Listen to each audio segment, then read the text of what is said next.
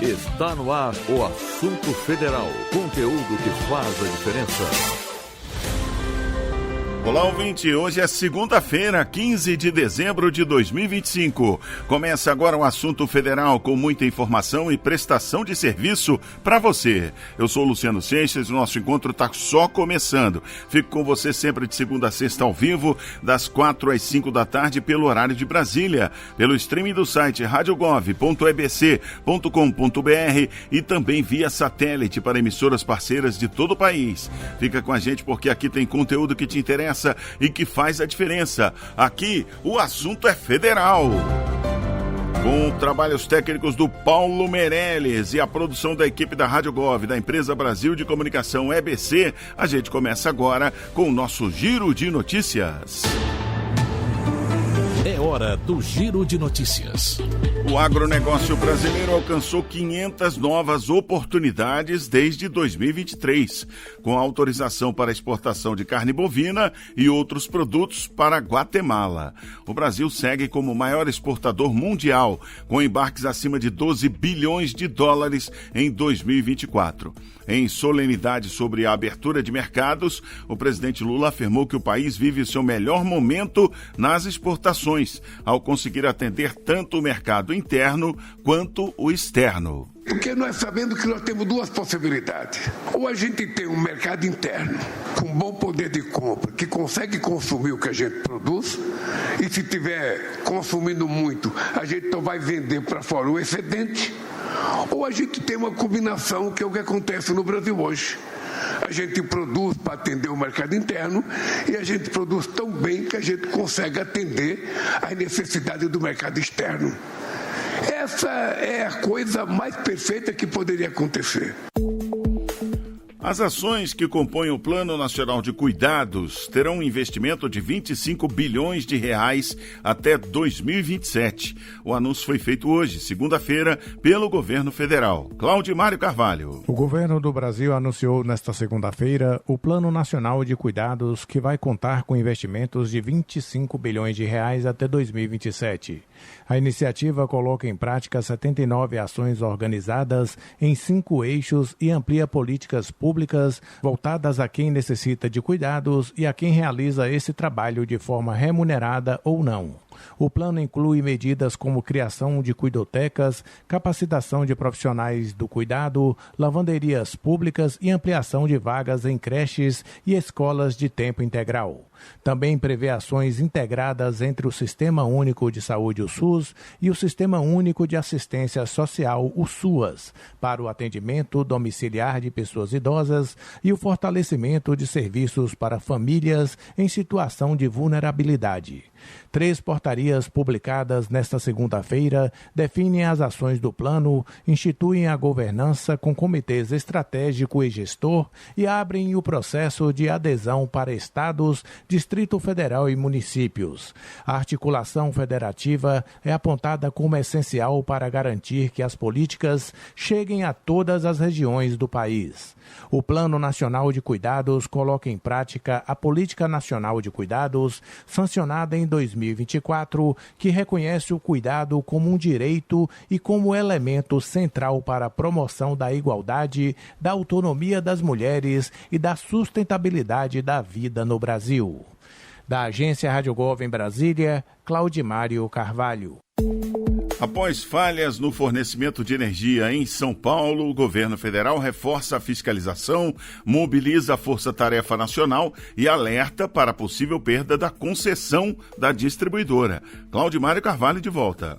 Em nota oficial do domingo 14 de dezembro, o governo do Brasil determinou o rigor absoluto na fiscalização do serviço de distribuição de energia elétrica e afirmou que não vai aceitar falhas repetidas nem interrupções prolongadas. A orientação do presidente Luiz Inácio Lula da Silva é garantir qualidade e respeito à população em um serviço essencial. O Ministério de Minas e Energia informou que a Enel vai ser responsabilizada caso não cumpra os índices de qualidade e as obrigações contratuais. O descumprimento pode resultar na perda da concessão em São Paulo e na aplicação de medidas legais e regulatórias previstas no setor. Desde as primeiras interrupções, o Ministério mobilizou o setor elétrico para a atuação conjunta de órgãos públicos e empresas, com reforço de equipes por meio de uma força-tarefa nacional. O governo também endureceu as regras de fiscalização com o Decreto 12.068 de 2024 e articula a agenda com o governo estadual e a Prefeitura da capital para alinhar ações e acelerar a normalização do serviço. Da agência Rádio Gov em Brasília, Claudimário Carvalho. O presidente Lula repudiou ataques na Austrália e nos Estados Unidos. O governo federal manifesta solidariedade às vítimas e condena atos de terrorismo, ódio e violência armada. Lademir Filipim. O governo do Brasil divulgou nesse domingo, dia 14, 2 notas oficiais em que manifesta consternação e repúdio a ataques violentos ocorridos na Austrália e nos Estados Unidos. Em Sydney, na Austrália, um atentado durante uma celebração judaica deixou pelo menos 11 mortos e cerca de 30 feridos. O governo brasileiro expressou solidariedade às famílias das vítimas, aos feridos e ao povo australiano, além de reafirmar repúdio a qualquer forma de terrorismo, antissemitismo, ódio e intolerância religiosa. Segundo Itamaraty, não há registro de brasileiros entre as vítimas e o Consulado Geral do Brasil em Sydney segue monitorando a situação. Já nos Estados Unidos, o Brasil condenou o ataque a tiros ocorrido no campus da Universidade de Brown, em Rhode Island, que resultou em 2 mortes e 8 feridos. O governo brasileiro apresentou condolências às famílias das vítimas, desejou pronta recuperação aos feridos e manifestou solidariedade ao governo e ao povo norte-americano. Da agência Rádio Gov em Brasília, Lademir Filipim. A primeira edição do programa Governo do Brasil na Rua aconteceu neste sábado em Sol Nascente, aqui no Distrito Federal. Um dos serviços mais procurados foi o Simpatinhas, Sistema de Cadastro Nacional de Animais Domésticos. José Carlos Andrade. A região do Sol Nascente, no Distrito Federal, recebeu no sábado, dia 13, a primeira edição do Governo do Brasil na Rua. A iniciativa levou serviços e informações sobre programas federais e uma estrutura instalada em frente à Feira do Produtor em uma área com mais de 300 mil moradores. O atendimento incluiu perícias e orientação do Instituto Nacional do Seguro Social, INSS, apoio previdenciário, linhas de crédito para microempreendedores, inclusão digital, identificação de pets, esclarecimentos da Caixa Econômica Federal sobre o Minha Casa Minha Vida e o Reforma Casa Brasil, além de exames de saúde, vacinação e procedimentos odontológicos. Também participaram o Ministério das Mulheres, com a tenda Lilás e orientações sobre violência, o Ministério do Desenvolvimento e Assistência Social, Família e Combate à Fome, MDS, com informações sobre microcrédito do Acredita no Primeiro Passo, e o Ministério da Educação, MEC, com o Pé de Meia. A Carreta Digital ofereceu cursos e capacitações em microinformática e tecnologias. Um dos serviços mais procurados foi o Simpatinhas, Sistema do Cadastro Nacional de Animais Domésticos, que permite o registro gratuito de cães e gatos, emissão de carteirinha com identificação nacional e implantação de microchip. Também houve vacinação de animais. Na área de habitação, o Reforma Casa Brasil apresentou financiamento de até R$30 mil, com juros reduzidos para reformas e ampliações. Na saúde, o público teve acesso ao Circuito Saúde, com aferição de pressão, avaliação física, exames e orientações, além de oficinas educativas e atualização do calendário vacinal. A programação incluiu ainda o ID Jovem, documento digital que garante benefícios a jovens de baixa renda, oficinas de qualificação profissional, apoio ao empreendedor, ações culturais e atendimento presencial para uso da plataforma gov.br. Da agência Rádio Gov em Brasília, José Carlos Andrade. Olha aí, começou então o governo do Brasil na rua para aproximar o governo da população, principalmente das periferias, né, as regiões de maior vulnerabilidade social, né? E é um programa coordenado pela Secretaria-Geral da Presidência da República, mas é claro, a gente viu aí, outros ministérios estão participando, né? Uma ação que movimenta os bairros, as comunidades, começou por aqui, tipo um piloto, mas já foi para valer, né? Aqui eu digo aqui em Brasília, no Distrito Federal, né, no Sol Nascente, que fica ali na cidade satélite de Ceilândia, né, e isso vai correr o Brasil todo, né, várias cidades vão ser atendidas por esse programa Governo do Brasil na Rua. Tem atendimento de saúde, atendimentos médicos, né, tem essa carreta, tem assistência social com o CAD único, benefícios do INSS, orientações, tudo para minimizar a burocracia, tem a emissão, como a gente ouviu aí, de jovem, RG, CPF, orientação sobre direitos ao cidadão, serviços de microcrédito, orientação para o empreendedorismo, como você abrir um MEI, né, o microempreendedor individual, cursos de qualificação. E interessante, aqui o mais procurado foi o Simpatinhas, né? Que é um dos objetivos também, cuidados com animais de estimação, até porque hoje maltratar animal é crime, não é mais só uma coisa de doido, não. É crime e o cara vai pagar por isso. Então, esse cuidado aí com pets e outras atenções aos animais de estimação também está nesse projeto do programa Governo do Brasil na Rua.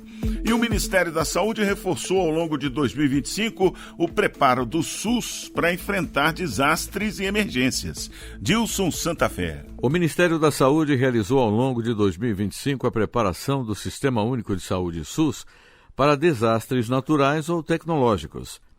Equipes de vigilância de Roraima, Rio Grande do Norte, Maranhão, Mato Grosso do Sul, Rio de Janeiro e Amapá participaram de oficinas do Programa Nacional de Vigilância dos Riscos associados a desastres, Vigidesastres. As atividades foram definidas a partir de avaliações multirriscos. Os resultados orientaram ações adaptadas a cada território. Gestores e profissionais das Secretarias Estaduais de Saúde participaram de formações teóricas e práticas voltadas ao aprimoramento da vigilância, mitigação e resposta. Os estados elaboraram planos de contingência e matrizes de responsabilidade, ajustados às realidades locais. Instrutores avaliaram esses produtos como resultados diretos da formação. Entre os avanços estão indicadores integrados para monitoramento de riscos e impactos na saúde e ações práticas realizadas nos territórios.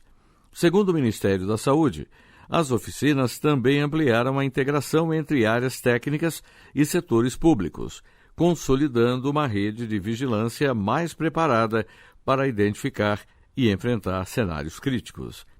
Da agência Rádio Gov em Brasília, Dilson Santa Fé. E nesse fim de semana, a Perícia Médica Federal realizou mais de 10 mil atendimentos no país. O objetivo foi agilizar a análise de benefícios e diminuir a fila de espera do INSS. Lademir Filipim. A Perícia Médica Federal realizou nesse fim de semana, dias 13 e 14 de dezembro, um mutirão nacional com mais de 10 mil atendimentos.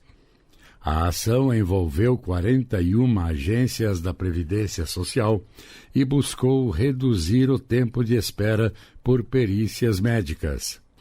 Os atendimentos ocorreram em Alagoas, Bahia, Goiás, Maranhão, Minas Gerais, Mato Grosso do Sul, Mato Grosso, Pernambuco, Piauí, Sergipe, São Paulo, Tocantins e no Distrito Federal. As perícias foram voltadas à concessão de benefícios por incapacidade e benefícios assistenciais, como o benefício de prestação continuada. O mutirão incluiu atendimentos presenciais e a perícia conectada, modalidade de atendimento, e ampliou o acesso ao serviço, especialmente em regiões com menor disponibilidade de peritos. A iniciativa manteve os critérios de segurança, sigilo e autonomia técnica do profissional responsável pela avaliação. A ação foi realizada de forma conjunta pela Perícia Médica Federal e pelo Instituto Nacional do Seguro Social INSS e integrou o reforço para agilizar a análise de benefícios e diminuir a fila de espera. Da agência Rádio Gov em Brasília, Lademir Filipim.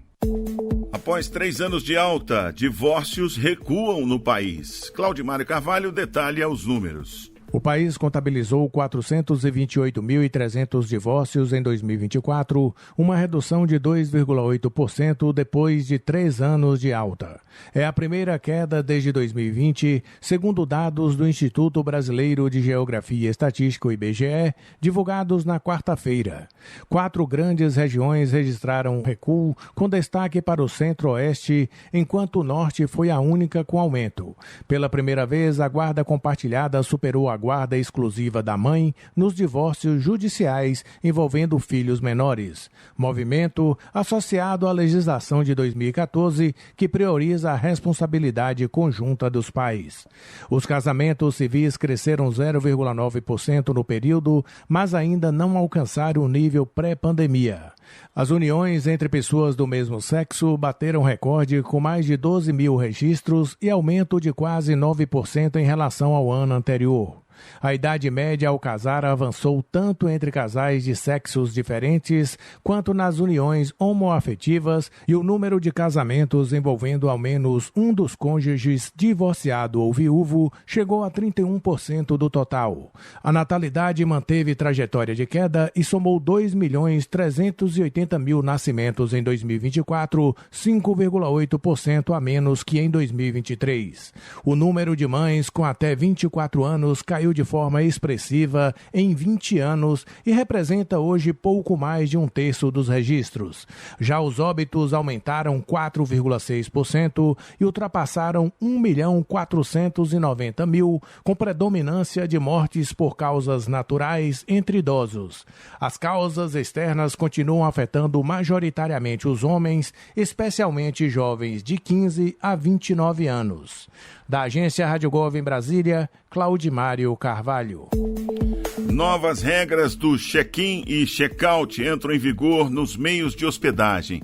Segundo o Ministério do Turismo, a medida amplia a transparência nas relações de consumo. José Carlos Andrade. Entram em vigor nesta segunda-feira, dia 15, as novas regras que regulamentam os procedimentos de entrada e saída em hotéis e demais meios de hospedagem em todo o país. Uma portaria do Ministério do Turismo estabelece critérios mais claros sobre a diária, os horários de check-in e check-out e as informações que devem ser prestadas ao consumidor. Pela nova norma, a diária passa a corresponder oficialmente a 24 horas. Desse total, até 3 horas podem ser destinadas à limpeza, higiene e arrumação da unidade, garantindo ao hóspede, no mínimo 21 horas de uso efetivo da acomodação. Os estabelecimentos continuam livres para definir os próprios horários de entrada e saída, mas agora são obrigados a informar de forma clara e transparente esses horários, além do tempo estimado para a limpeza dos quartos. A portaria também permite a entrada antecipada ou a saída tardia, desde que haja disponibilidade e que as condições e eventuais cobranças sejam informadas previamente ao hóspede. As regras valem para hotéis, pousadas, resorts, hostels, albergues e apart-hotéis, registrados como meios de hospedagem, não se aplicando a imóveis residenciais alugados por plataformas digitais. Segundo o Ministério do Turismo, a medida amplia a transparência nas relações de consumo, garante mais segurança aos hóspedes e traz padronização e segurança jurídica para o setor de hospedagem. Da agência Rádio Gov em Brasília, José Carlos Andrade.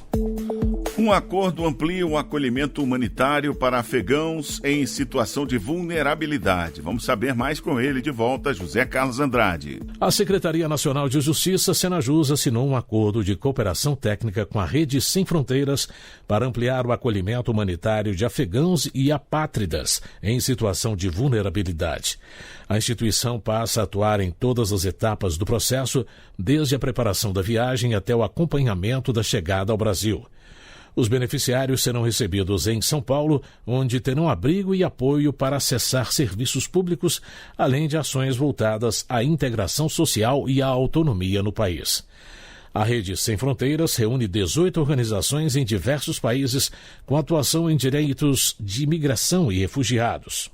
A previsão é acolher até 200 pessoas, com prioridade para mulheres, idosos, pessoas com deficiência, população LGBTQIA+, e vítimas de violência.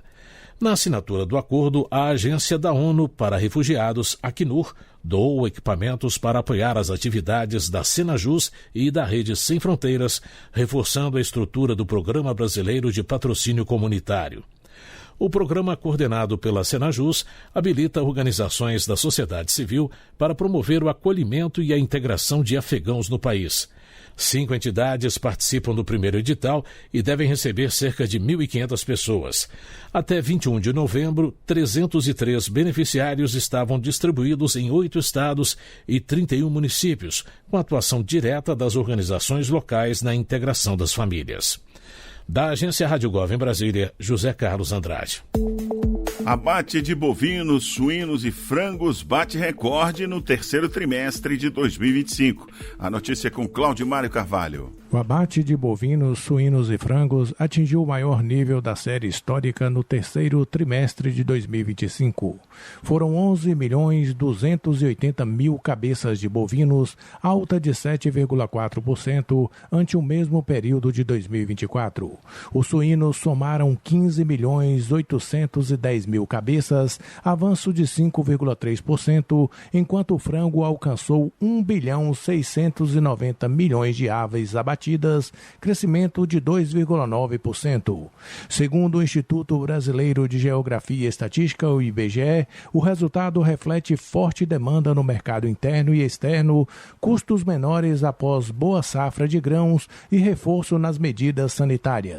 A produção de carcaças acompanhou o movimento e também registrou recordes.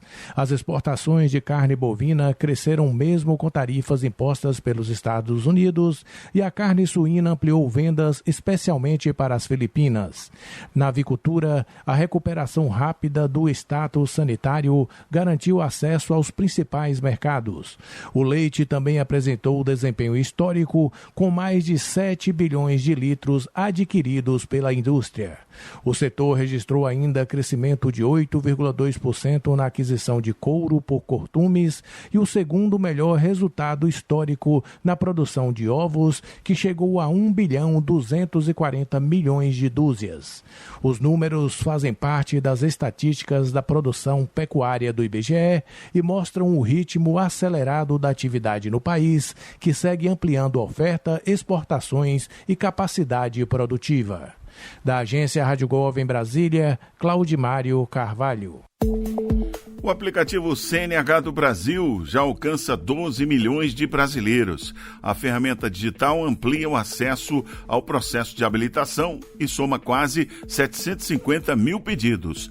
Claudimário Carvalho. Mais de 12 milhões e 700 mil brasileiros já utilizam o aplicativo CNH do Brasil desde o lançamento na última terça-feira. A plataforma do Ministério dos Transportes está disponível em todo o país e já recebeu 746.965 pedidos de abertura do processo de habilitação, segundo a Secretaria Nacional de Trânsito, a Senatran. O recurso mais acessado é o curso de formação de condutores, oferecido em textos, áudios e vídeos. Até a sexta-feira, mais de 555 mil pessoas iniciaram as aulas e cerca de 150 mil concluíram a capacitação, o que permite avançar para as próximas etapas da habilitação. O aplicativo também impulsiona a atuação de instrutores autônomos após mudanças nas regras do Conselho Nacional de Trânsito, CONTRAN, que permitem trabalho independente sem vínculo com autoescolas. Mais de 30 mil pessoas participam do curso de formação e 18.663 já estão certificadas para seguir no processo de autorização com registro disponível para consulta no portal da Senatran. O aplicativo CNH do Brasil está disponível gratuitamente nas lojas Google Play e App Store do seu celular. Ao acessar pela primeira vez, o usuário deve entrar com sua conta gov.br. O sistema identifica automaticamente quem ainda não possui habilitação habilitação e apresenta dentro da área condutor a opção requerimento da primeira habilitação. Os dados pessoais são recuperados automaticamente da conta gov.br. Basta conferir e confirmar. Da agência Rádio Gov em Brasília, Claudimário Carvalho. A Operação Faro, Fronteiras e Divisas Alertas com Rastreio Olfativo, apreende mais de 6,8 toneladas de drogas e causa prejuízo de 78 milhões de reais ao crime organizado. Landemir Filipim. Uma operação do Ministério da Justiça e Segurança Pública causou um prejuízo estimado de 78,1 milhões de reais ao crime organizado ao longo de 12 dias de ações contra o tráfico de drogas interestadual e transnacional. A Operação Faro, Fronteiras e Divisas Alertas com Rastreio Olfativo, realizada entre 1º e 12 de dezembro, atuou em 13 estados e apreendeu mais de 6,8 toneladas de entorpecentes. Coordenada pela Diretoria de Operações Integradas e de Inteligência da Senasp, a operação mobilizou 400 policiais e 267 cães farejadores empregados principalmente em fiscalizações de rodovias, cargas e acessos estratégicos em áreas de fronteira e divisas estaduais. Do total apreendido, 6.074 quilos eram maconha, 445 quilos de skunk e 507 unidades de drogas sintéticas. Segundo o Ministério, quase 77% do prejuízo financeiro imposto ao crime está diretamente ligado ao tráfico de drogas. As ações resultaram ainda na prisão de 63 pessoas, na apreensão de 21 armas de fogo, 21 veículos e 4 embarcações. Também foram realizadas mais de 10.000 abordagens e 184 bloqueios policiais. A Operação Faro incluiu ainda ações preventivas e socioeducativas com palestras em escolas que alcançaram cerca de 1.500 estudantes, além de visitas preventivas voltadas à conscientização de crianças e adolescentes sobre os riscos do envolvimento com o tráfico de drogas e outras práticas ilícitas. Da agência Rádio Gov em Brasília, Landemir Filipim. O Brasil bateu recorde de escolas com monitoramento da internet educacional. Mais de 109 mil escolas públicas têm o medidor Educação Conectada instalado e quase 75% registraram medições ativas em 2025. Dilson Santa Fé. O Brasil alcançou em 2025 o maior número já registrado de escolas públicas monitoradas pelo medidor Educação Conectada. Ao todo, 109,9 mil escolas contam com a ferramenta instalada. Dessas, 102,9 mil registraram medições ativas ao longo do ano, o equivalente a 74,7% do total. O medidor desenvolvido pelo Ministério da Educação, MEC, em parceria com o NIC.br, permite acompanhar de forma contínua a qualidade da internet usada nas atividades pedagógicas, avaliando velocidade, estabilidade e disponibilidade da conexão.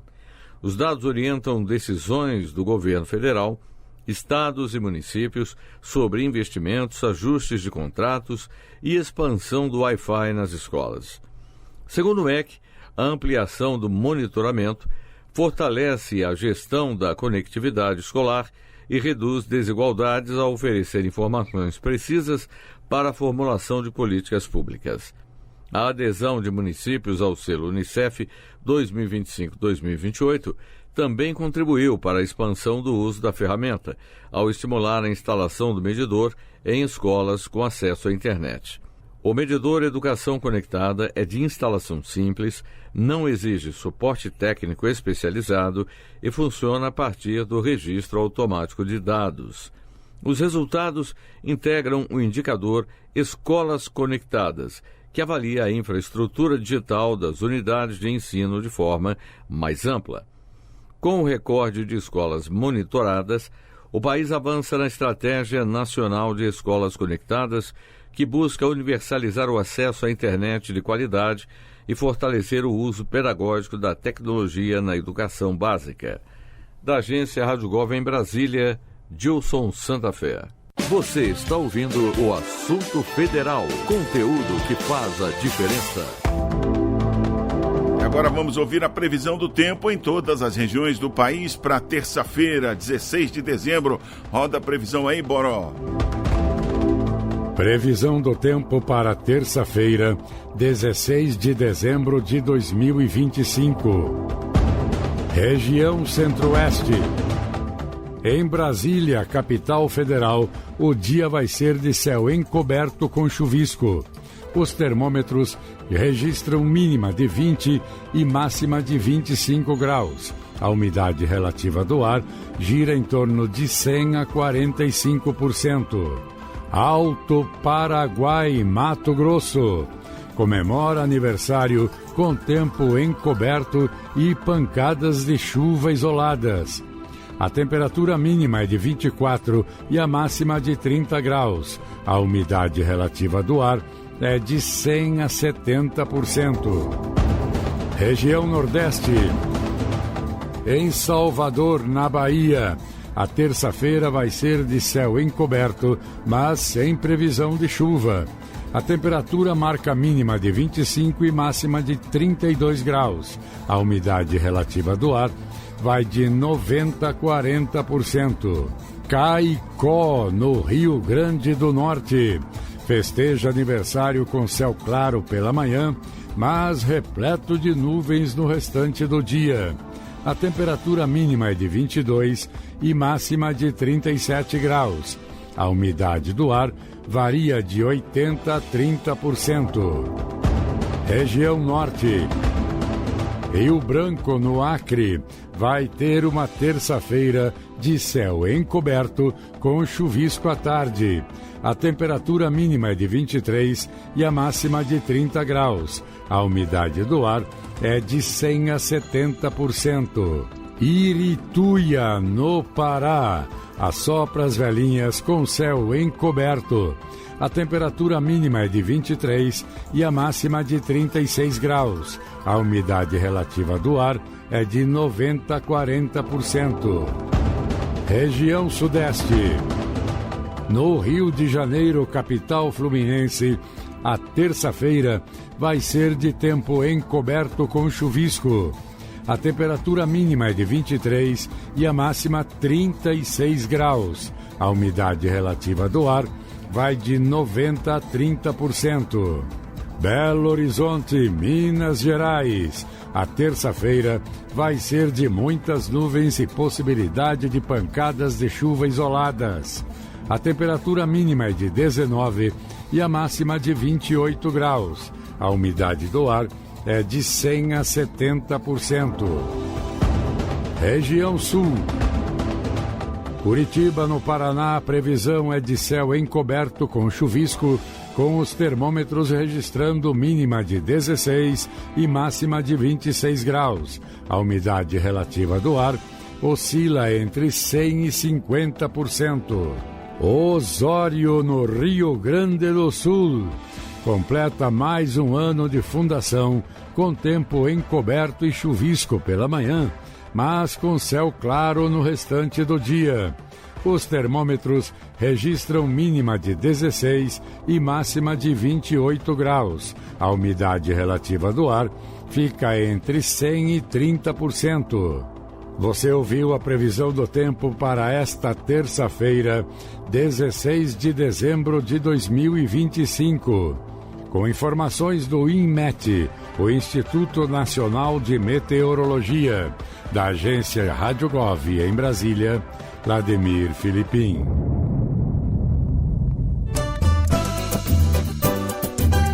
Vamos lá, aproveito para mandar aquele abraço para todos os moradores das cidades que a gente ouviu aí, que fazem aniversário em 16 de dezembro. Parabéns para Alto Paraguai, no Mato Grosso, Caicó, no Rio Grande do Norte, Irituia, no Pará e Osório, no Rio Grande do Sul, que completam mais um ano amanhã.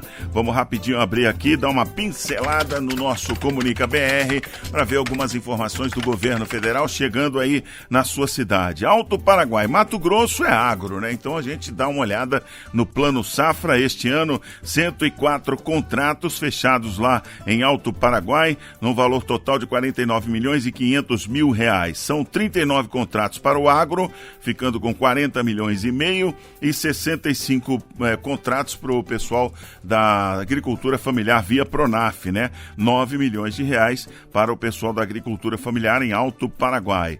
Caicó, no Rio Grande do Norte, tem 6.952 famílias recebendo o Bolsa Família lá, essa ajuda importantíssima do governo do Brasil, né? Caicó, lá cada família recebe em média R$654 do Bolsa Família.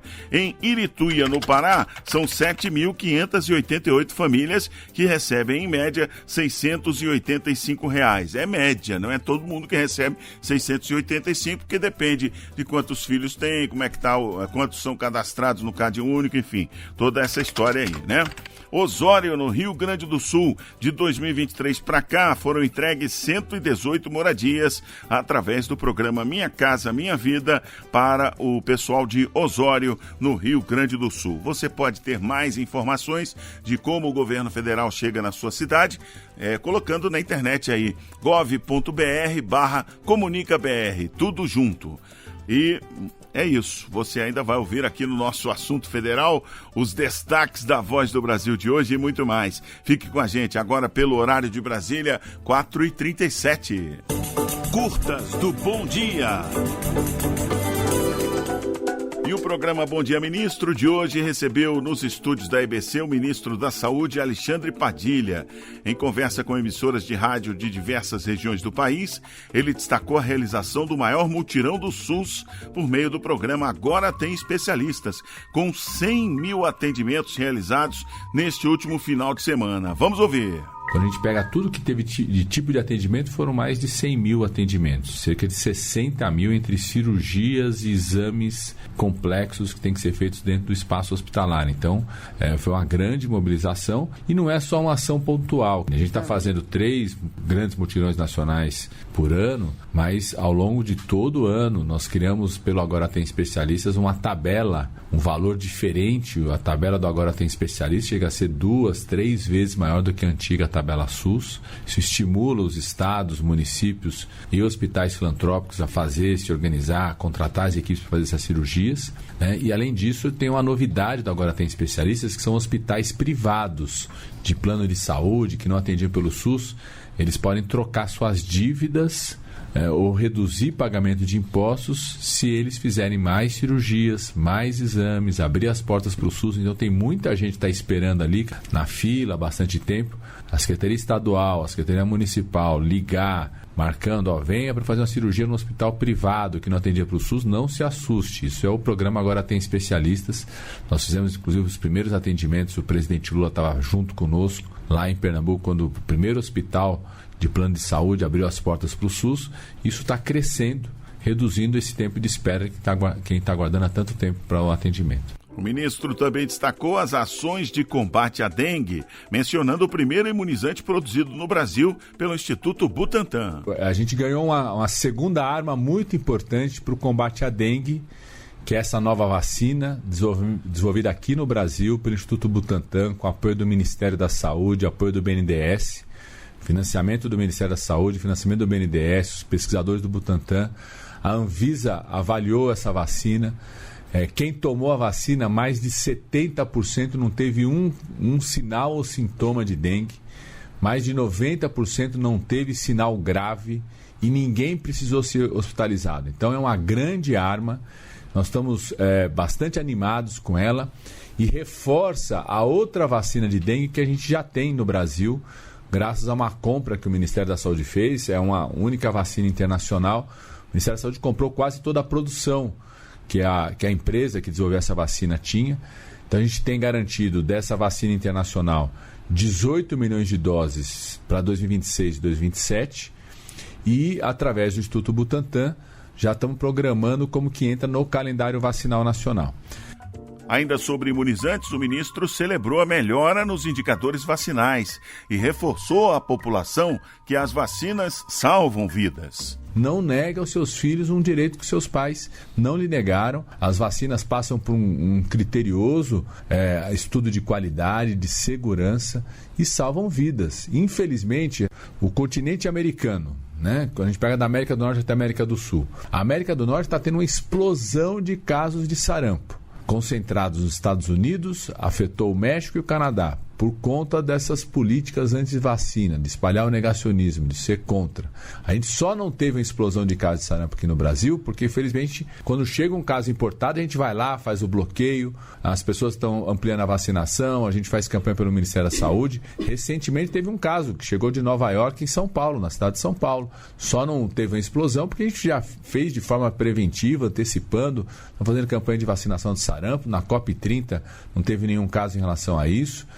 Em março, tinha uma semana subindo no Ministério da Saúde, teve um caso no Rio de Janeiro, na Baixada Fluminense, a gente conseguiu fazer o bloqueio. Então, quero reforçar esse apelo aos pais para que eles não neguem aos seus filhos esse direito. E hoje está mais fácil. Hoje você tem a caderneta de vacinação no celular, no SUS digital, você pega lá a caderneta digital de saúde da criança, então, porque tem muito mais vacinas hoje. Então, se você não acompanhar, até eu que sou especialista, de vez em quando eu olho lá no calendário, o celular manda mensagem para o pai, para a mãe, se está faltando alguma vacina, se está no momento de tomar aquela vacina. Se tem dificuldade na unidade de base de saúde, assina um termo de autorização, porque pode ser vacinado na escola hoje. Tem uma grande campanha Saúde e Educação Juntos, o Só na Escola. Mais de 1.200.000 crianças se vacinaram dentro da escola esse ano, porque a gente precisa consolidar e fazer essa grande rede de proteção à vida. Além disso, o ministro salientou que todas as informações sobre violência contra a mulher são provenientes do SUS. Vamos ouvir mais esse trecho. Primeiro, que todas as informações, eu diria assim, as principais informações que nós temos sobre violência contra as mulheres, elas vêm do SUS. O SUS transformou isso em notificação obrigatória. Inclusive, eu era ministro da outra vez que a gente fez isso. Ou seja, cada profissional de saúde, quando atende uma mulher e suspeita de vítima de violência, tem que fazer essa notificação. Isso ajuda muito, inclusive, as mulheres, porque elas não precisam passar por uma situação, às vezes, que é constrangedora, ir até o IML, Polícia Civil. Esses dados do SUS mostram algo muito importante para a gente entender a gravidade do problema, né? Às vezes as pessoas acham, por exemplo, que violência sexual, a imagem, né, dos filmes, é uma figura desconhecida. Não. A grande maioria de quem estupra uma mulher, quem pratica uma violência sexual, é uma pessoa conhecida daquela mulher.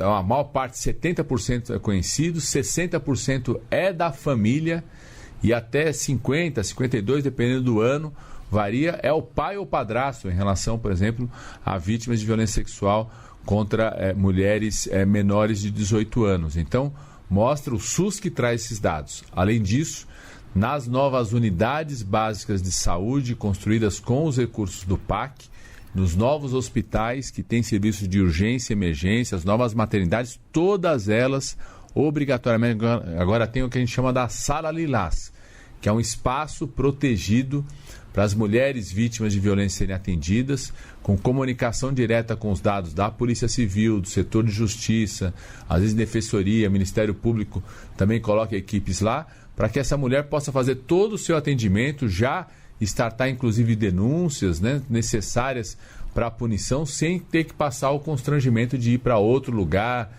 que reduz inclusive às vezes a capacidade dessas mulheres de fazerem essa denúncia. Nessa sala lá também todo o apoio psicológico e da assistência social. Por fim, o ministro destacou que a compulsão em apostas é um problema de emergência em saúde pública. Esse é um problema de emergência de saúde pública. Considero isso como uma nova emergência de saúde pública. A situação da compulsão de pessoas que tem uma atitude que o pessoal fala assim, como se estivesse viciado, né? Uma adição, um comportamento compulsivo de às vezes destruir famílias, levar inclusive as pessoas a destruir suas próprias vidas por conta dessas apostas eletrônicas. Então nós lançamos, junto com o Ministério da Fazenda, que faz toda a regulamentação sobre essa atividade econômica, um observatório Saúde e Ministério da Fazenda em relação às apostas eletrônicas, que tem várias iniciativas. Uma delas é essa. Então o governo colocou à disposição de cada pessoa essa plataforma de autoexclusão.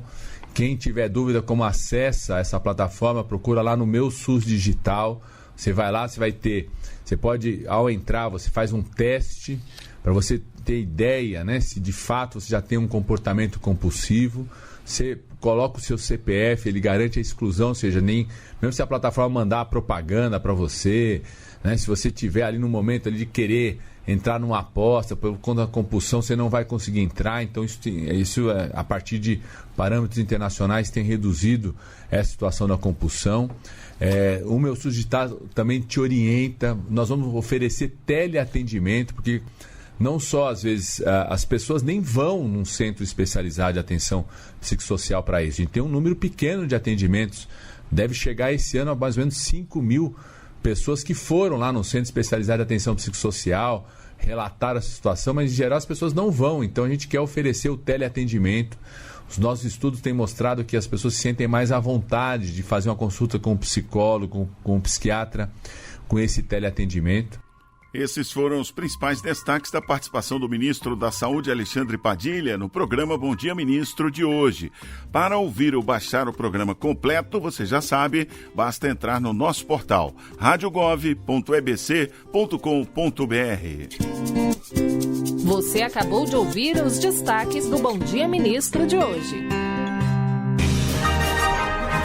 Essa é a hora de receber aqui a editora-chefe da Voz do Brasil, Mariana Jungmann, que traz pra gente em primeira mão os destaques da Voz. Boa tarde, Mari. Ei, Luciano, boa tarde pra você, boa tarde pros nossos ouvintes da Rádio Gov. Algumas coisas da Voz a gente já antecipou aqui. A Thaísa é danada, né? Já pega... Você, né, Luciano? Você vem antes, mais cedo, entendeu? Você fura a Voz do Brasil, Não, dá que tudo. isso. E aí depois eu que fico passando sufoco pra correr atrás. Então, Luca, de fato, algumas coisas vocês já trouxeram, a gente vai dar mais detalhadamente na Voz do Brasil. Por exemplo, um mutirão de atendimentos pelo Agora Tem Especialistas, que aconteceu nesse último fim de semana. O ministro Alexandre Padilha falou hoje sobre isso no Bom Dia Ministro. A gente vai trazer, inclusive, personagens que participaram desses mutirões. Esses mutirões, eles são uma grande aposta do Ministério da Saúde para ajudar a reduzir as filas no SUS, né? Porque eles colocam em esforço concentrado os hospitais universitários, os hospitais filantrópicos, alguns estados, né, aproveitam, entram no mutirão também e aí colocam seus hospitais locais, estaduais. Então, com isso, a gente consegue fazer um atendimento, eles conseguem fazer um atendimento concentrado para exame. Foram mais de 100 mil procedimentos, pois né? Imagina, adiantou um bocado, né? Exatamente. Aí você consegue fazer exames que estavam pendentes. O ministro destacou também a questão da carreta de saúde das mulheres, que já está rodando aí pelo país para fazer atendimentos ginecológicos, inclusive exames que podem ajudar a detectar câncer de mama, câncer de colo de útero. A gente teve cirurgias eletivas. Eu tive a oportunidade de conversar com o ministro Alexandre Padilha hoje, mais cedo também, e ele estava falando sobre essa questão dos mutirões e como isso acontece de maneira alinhada com os estados e municípios, porque o governo federal não faz uma fila própria para esses mutirões. As pessoas estão na fila já ali no seu estado esperando uma cirurgia ou um exame, e aí com o mutirão a Secretaria Local de Saúde, estadual ou municipal, chama quem está na fila. Então isso ajuda a fazer andar. E, Luciano, a gente vai falar também da agenda do presidente Lula de hoje, que comemorou os 500 mercados, né? O Brasil chegou à abertura de novos 500 mercados para a venda dos seus produtos agropecuários, para explicar um pouquinho para as pessoas o que isso significa, né? Às vezes, o Brasil vende carne de frango para um país, mas não vendia carne de boi, por exemplo. E aí, quando você consegue abrir, então, a compra de carne de boi nesse mesmo país, isso é considerado uma abertura de mercado. O presidente Lula fez 19 viagens ao exterior, o vice-presidente Geraldo Alckmin fez mais 5 viagens, fora outros ministros, mas esses dois principalmente com esse objetivo de levar empresários brasileiros, de levar o governo brasileiro para outros possíveis compradores de produtos brasileiros, para esses países que podiam ser compradores, e agora está aí o governo, então, comemorando esses 500 novos mercados abertos. Exatamente. Que beleza. A gente vai trazer tudo isso detalhado na Voz daqui a pouquinho, Luca. Mais tarde, 7h. Eu e você, em todas as rádios do país. Valeu, Mari. Obrigado. O governo entregou a barragem Panelas 2 e autorizou a retomada das obras da barragem Igarapeba, reforçando o abastecimento de água e a contenção de cheias em Pernambuco. Os investimentos, que somam mais de 320 milhões de reais pelo novo PAC, integram o Caminho das Águas e vão beneficiar milhares de moradores do interior do estado com mais segurança hídrica e qualidade de vida. Vamos saber mais no Boletim Novo PAC, do lado do povo brasileiro. Barragens em Pernambuco garantem abastecimento de água e contenção de cheias. Novo PAC, do lado do povo brasileiro.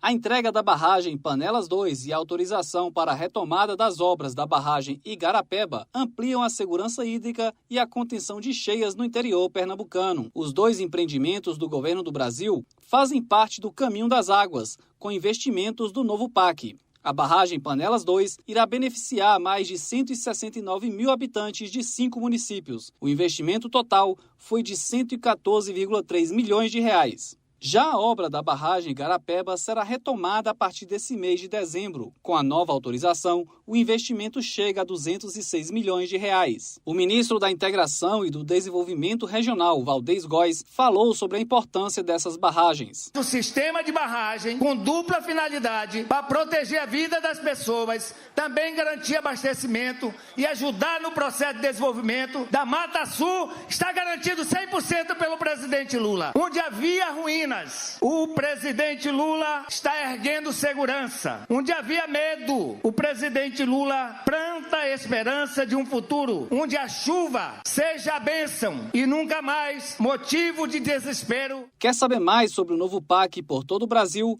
Acesse o site gov.br/Novo PAC e fique por dentro. Você acabou de ouvir o Boletim do Novo PAC. O que faz do Brasil Brasil? Num país tão diverso quanto o nosso, tem coisas que nos conectam, nos emocionam e nos fazem únicos. São as histórias que contamos, as tradições que nos abraçam e as memórias que moldam quem somos. Desde 1937, é o IPHAN quem preserva essa riqueza, protegendo aquilo que só o Brasil tem, celebrando tudo aquilo que faz a essência da nossa identidade nacional. Tudo aquilo que nos dá orgulho e nos define, o que nos faz brasileiros. Porque onde tem Brasil, tem história. E onde tem história, tem IPHAN. Onde tem Brasil, tem IPHAN. Nova estimativa da Conab aponta para uma produção de 354 milhões e 400 mil toneladas de grãos na safra 2025-2026. Vamos saber aí os detalhes no Conabcast. Conab, informação e serviço ao alcance do produtor. Os produtores brasileiros deverão colher 354 milhões e 400 mil toneladas de grãos na safra 2025-2026, ou seja, pouco mais de 2 milhões de toneladas superior ao volume obtido no ciclo passado. Os números constam no terceiro levantamento para a safra de grãos, divulgado pela Companhia Nacional de Abastecimento, a Conab, nesta quinta-feira. O gerente de acompanhamento de safras da companhia, Fabiano Vasconcelos, explica os motivos que levam a este resultado. Quem tem puxado esse resultado positivo, principalmente quando se compara com a safra anterior, que foi de produtividades excelentes, é de fato o aumento esperado para a área cultivada durante essa safra. E a gente tem algumas culturas, a soja, a principal cultura aí do país, deve produzir mais de 177 milhões de toneladas. O milho, primeira safra, vem numa crescente aí, depois de 9 anos de sucessivas reduções de área. O milho, primeira safra, ele deve aumentar a área plantada nessa temporada. Então, essas culturas devem aí ajudar ao Brasil consolidar esse aumento de produção em relação à última temporada.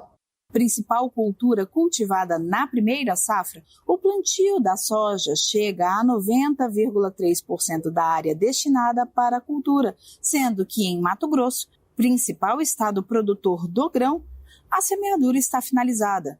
A estimativa da Conab é que na safra 2025-2026 sejam destinados 48 milhões e 900 mil hectares para o cultivo da oleaginosa, resultando em uma produção de 177 milhões e 100 mil toneladas. O gerente da Conab detalha as condições encontradas para o desenvolvimento da cultura.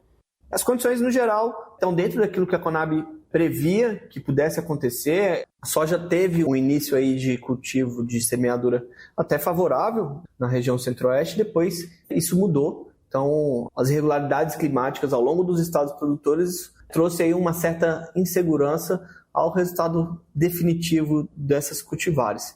O que a gente viu para novembro é que teve ali chuvas em um volume um pouco acima na região sul, enquanto na região centro-oeste, essas chuvas elas demoraram a firmar. A partir da segunda quinzena de novembro, as chuvas se regularizaram na região centro-oeste, enquanto na região sul, as últimas 2-3 semanas de novembro, foi já de um pouco mais de restrição, inclusive até entrando um pouquinho nesse início de dezembro. A gente tem que frisar que é um ano de laninha e que normalmente há uma restrição de chuvas na região sul do país e as estimativas estão muito aderentes àquilo que a gente estava imaginando desde o início da safra. Outro importante grão cultivado na primeira safra, o arroz, tem previsão de colheita de 11 milhões e 200 mil toneladas, redução de 12,4% em relação ao ciclo passado. Essa queda é influenciada pela menor área cultivada diante das atuais condições mercadológicas encontradas para o cereal. Dupla do arroz para muitos brasileiros, o feijão tem produção total, somada às 3 safras da leguminosa, estimada em torno de 3 milhões de toneladas, volume semelhante ao obtido no ciclo passado, assegurando o abastecimento interno. Para o milho, a produção total somando as 3 safras do cereal está estimada em 138 milhões e 900 mil toneladas, o que representa uma redução de 1,5% em relação à temporada 2024-2025. A semeadura neste primeiro ciclo já alcança 71,3% de uma área de 4 milhões de hectares destinadas ao grão, com produção prevista de 25 milhões e 900 mil toneladas. Já para as culturas de inverno, a safra 2025 está em fase final de colheita. O trigo, principal cultura semeada, já possui 98% da área colhida, com produção estimada em 8 milhões de toneladas. Analisa Vasconcelos. Principalmente no sul do país, a principal região produtora de cultivos de inverno, as condições foram melhores. O que acontece? Na época do plantio, e a gente pega o trigo, por exemplo, que é o principal produto, as condições de mercado não estavam tão favoráveis, muitos produtores vinham aí de sucessivas quebras na produtividade do trigo, então isso acabou desmotivando o produtor a plantar o trigo. Então, uma redução aí na área plantada para essa safra de trigo de mais de 20%, mas as condições climáticas foram bem melhores do que a última safra e permitiu aí recuperar essa menor área plantada com uma produção aí de 0,9% superior à última safra. Neste levantamento, a Conab manteve praticamente estáveis as projeções do quadro de suprimentos da safra 2025-2026 para a maioria dos produtos analisados, quando comparado com as informações divulgadas no último mês, com leves ajustes diante das atualizações das expectativas de produção e da situação de mercado das culturas analisadas. Uma das mudanças se refere a um pequeno ajuste na estimativa de exportações para a safra 2024-2025 de soja. Com a atualização, os embarques da oleaginosa devem ficar em torno de 106 milhões e 970 mil toneladas ao final de 2025, quantitativo que ainda pode ser ajustado e que será confirmado no próximo levantamento. De acordo com o Ministério do Desenvolvimento, Indústria, Comércio e Serviços, de janeiro a novembro deste ano, já foram exportadas 104 milhões e 790 mil toneladas da soja em grãos, volume recorde para o país. Essa comercialização registrada nos 11 meses de 2025 gerou uma arrecadação de 42 bilhões de dólares. Os dados completos sobre o terceiro levantamento da safra de grãos 2025-2026 e as condições de mercado destes produtos podem ser conferidos no portal da companhia em www.gov.br/Conab. Reportagem Flávia Agnello. Conab, informação direto da fonte. E está chegando ao fim o nosso assunto federal. Volto amanhã às 4h e espero você para mais uma tarde cheia de informação que faz a diferença no seu dia a dia. Um ótimo fim de tarde de segunda para você. Rádio Gov, tudo o que você precisa saber. Você acabou de ouvir o Assunto Federal com Luciano Seixas, uma produção da Rádio Gov, da empresa Brasil de Comunicação, EBC, de segunda a sexta, às 4h. Fique ligado nas notícias que impactam o seu dia a dia e na prestação de serviço para todo o país. Rádio Gov, tudo o que você precisa saber.